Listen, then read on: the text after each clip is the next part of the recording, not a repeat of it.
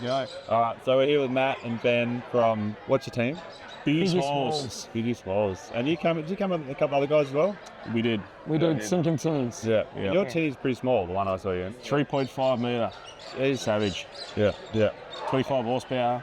And so I haven't spent much time with you guys, but every time I turn around, there's another story on the grapevine about you two. So one about rowing backwards into a boat ramp and almost drowning and the hand of God saving you or something. Is that true or not true? That is true. So after the Overland Pub, we luckily got a lift back across the road and we'll sit on the boat ramp.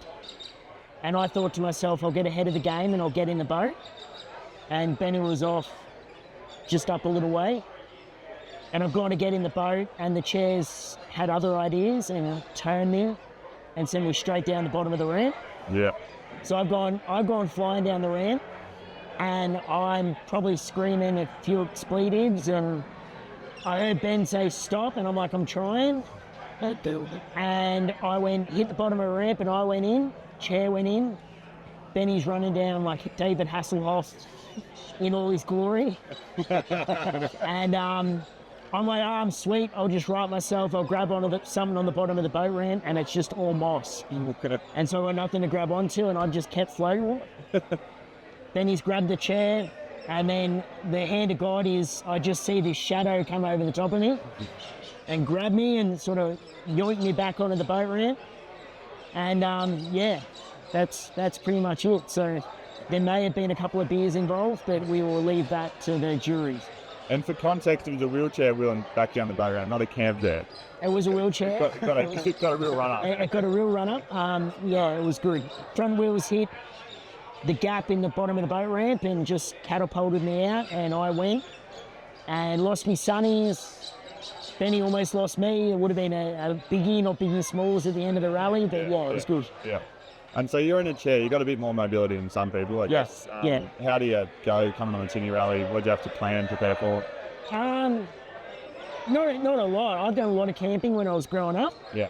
And it was more just setting the boat up. Benny put some sort of a little platform in the boat for me. Yeah. So the chair goes in, gets strapped down, and then I just passenger princess the whole way and he's on the tiller and Off we went.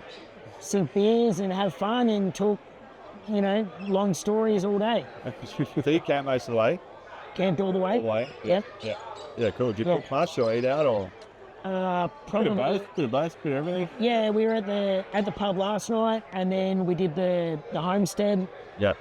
And that's pretty much it. Everything else has been around the campfire. Yeah, cool. Yeah. And, highlights, have you met interesting people? Have you seen interesting things? Like what have sort of been the highlights? Yeah.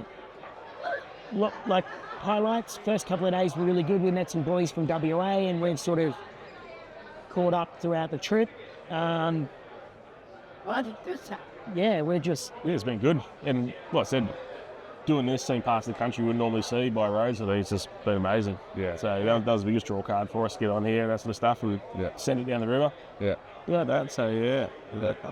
And the Tinny's been running all right? Because you got an old mate or a new mate? Yeah, no, she's an old mate. She's the old, I think it's a mid-90s Yamaha, the red band, and that. So I think if you change any more than spark plugs and those things, they're broken. But I think this is his first freshwater flush it's ever had in its life as well, to be honest. It lives on the water pretty much every day, in the salt water at home. So it's did well, hasn't missed a beat the whole trip. How much fuel did you carry?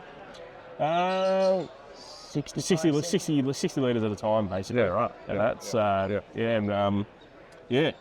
our fuels. We came in here with 15 litres left at the end of the trip. So I did our math right and we got it all right. So it was been good. Yeah. So, yeah. And did you do a fuel drop-off? We did do a few drop-offs. Yeah, that's the one actually, Jerry, that sort of helped us get us along there. That's the stuff. So, yeah.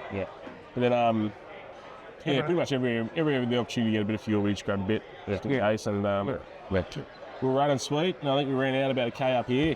We had to go to that last reserve. One last Jerry, and we're sweet. We ran about a kilometre away. We ran out of fuel. Yeah. So we were pretty good.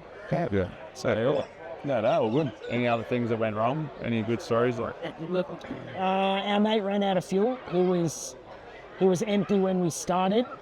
On his tank, and then filled up after he got fuel. Yeah. So he was already 20 litres down, so he ran out of fuel Yeah, scraped through there, but no, it all went pretty well for us, really, to tell you the truth. It was, good smooth sailing, good planning, and, pulled it off. Yeah, cool. So, yeah. Any other things you want to add, say, advice? For someone in a wheelchair, Well, that as well, yeah. it's hard. Yeah. It's harder than I thought it was going to be. The first few days were pretty easy with sandbanks. Yeah. And then we camped up on the hill near the silos out of Loxton or what? Waikiri. Waikiri, yeah. So that was a bit of a trek to get up the hill. Yeah. Besides actually just timing, just making sure everything, just trying to line up where you're camping and Yeah, cool. Oh, good. We appreciate it, mate. It's a good thing we got it going on here. Yeah. I said it definitely got us out of the norm and out of the comfort zone. we'll know it, so it's been good. Yeah.